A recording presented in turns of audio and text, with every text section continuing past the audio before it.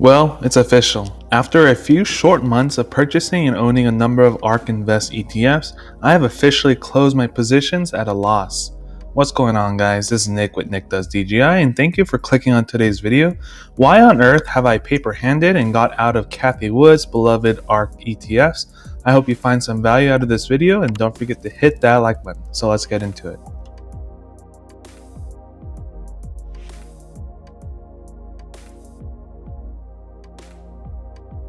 I published this video on February 11th when I initially purchased 3 ARK Invest ETFs, ARK, ARK F, and ARK W. While I sat out during the whole late January debacle with GameStop and other so-called meme stocks, in retrospect, I too was seeking to quickly grow my money. I've really only heard of Cathie Wood and her actively managed ARK Invest funds over the holidays, and I failed to do my own research on the underlying holding. I overlooked the high expense fees, thinking that I would have a stock market professional target smaller cap growth companies primed for growth, while I focus on my bread and butter, that is, dividend growth companies. With just my luck, little did I know that the next day, February 12th, would represent the peak in the fund stock prices. As of this time of recording, we have seen ARK crash 34%, ARK F tumble 26%, and ARK W plummet 32%.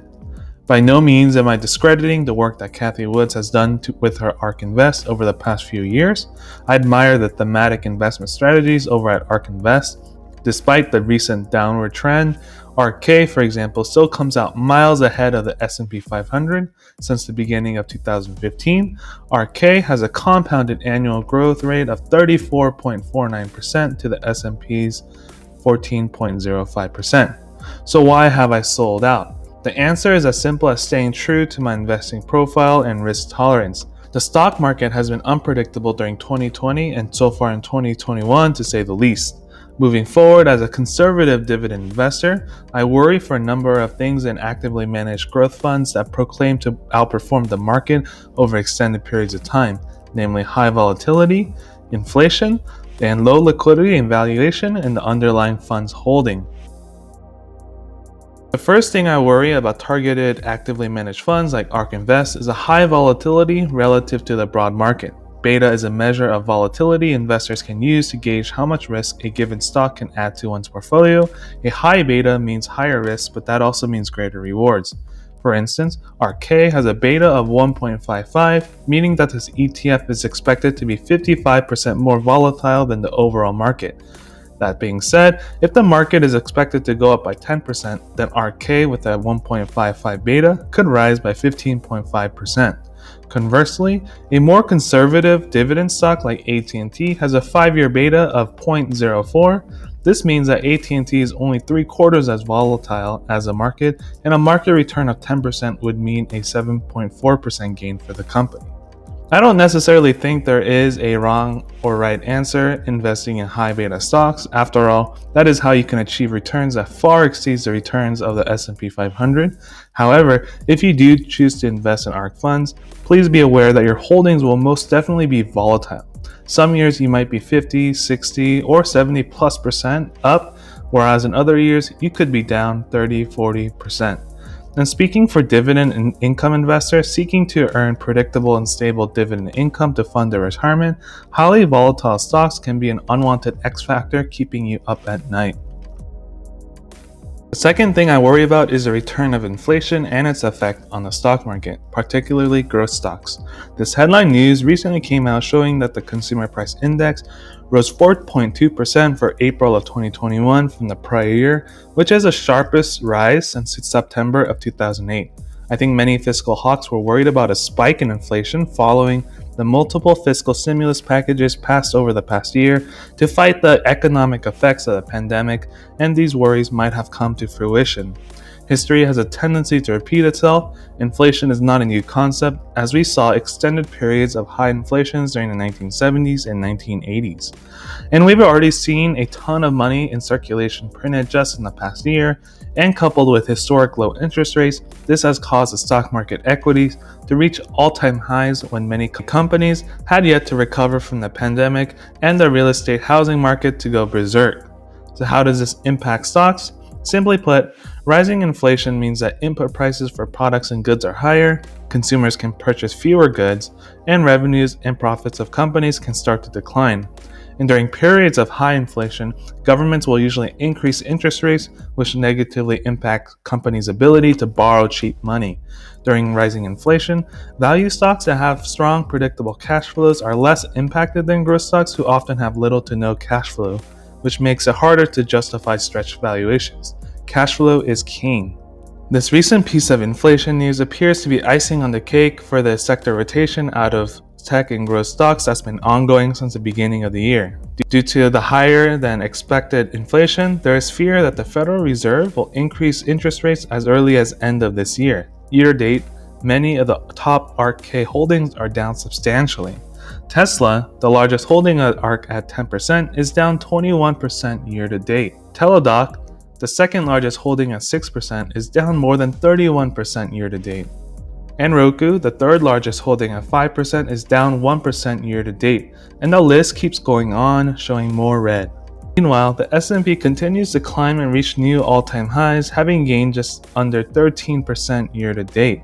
No one knows when the sector rotation will end and money will flow back into tech and growth stocks. It could be at the end of this week or in 3 months.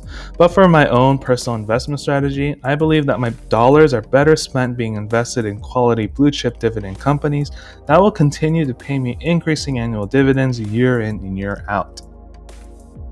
The last area of concern is the low liquidity and valuation challenges of the underlying fund holdings. Actively managed funds are constantly buying and selling positions, and the ARK ETFs are no exception.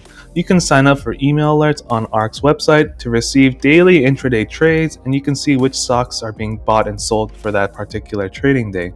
In year to date, we have seen a reversal and noticeable uptick in money outflows in ARK in contrast with the record money inflows in the latter half of 2020. And these price movements can create possible liquidity issues.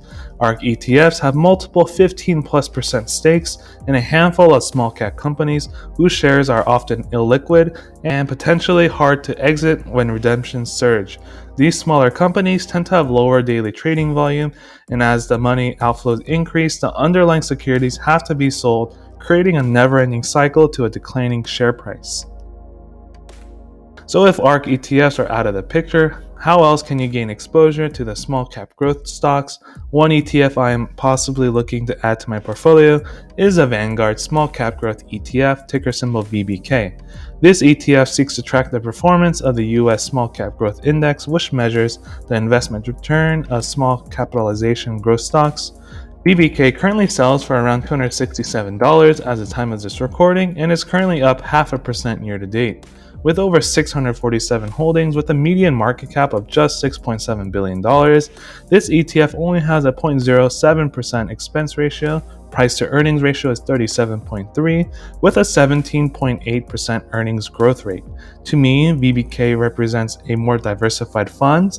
The 10 largest holdings represent only 6.7% of the total net assets, which appears to minimize any sort of liquidity issues for whenever the market declines. Compared to the S&P 500 since the beginning of 2011, VBK barely underperformed with a compounded annual growth rate of 14.59% to the market's 14.24%.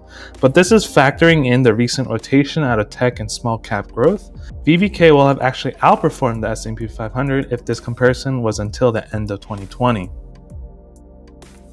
With that being said, I hope this video shed some light as to why I got rid of ARK ETFs for my dividend income producing portfolio. If you are interested in seeing what dividend growth stocks and income producing funds I am in, please feel free to see my M1 Finance down below in the description.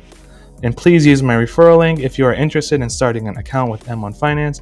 I may very well be wrong about this thesis, and ARK funds will go back to returning 20-30% gains each year. However, I can rest assured that my dollars are invested in securities that are producing passive income that will fund my wife and I's early retirement. Please note that this video is not intended as financial advice, nor am I a financial advisor. Past performance is no guarantee of future results, and please take the information with a grain of salt. Please do your own research and due diligence when deciding to invest in investable securities. If you found this video helpful, please consider clicking that like button and subscribing to my channel. Hit the bell notification to receive an alert on all the latest videos. The YouTube algorithm likes these sorts of engagements and helps my channel get shown on more homepages. Until next time, take care.